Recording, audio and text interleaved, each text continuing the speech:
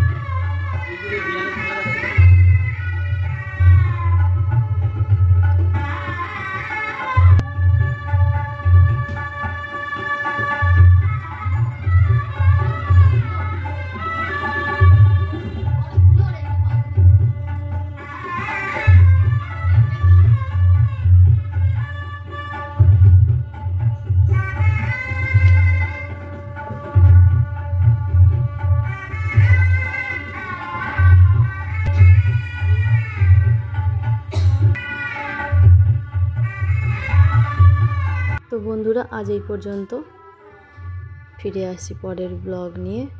ততক্ষণ সবাই ভালো থাকবেন, সুস্থ থাকবেন। আর ভিডিওটি যদি ভালো লেগে থাকে প্লিজ একটা লাইক করবেন আর চ্যানেলটিকে সাবস্ক্রাইব করে দেবেন, যাতে আমার ভিডিও সবার আগে আপনাদের কাছে পৌঁছে যায়। ধন্যবাদ।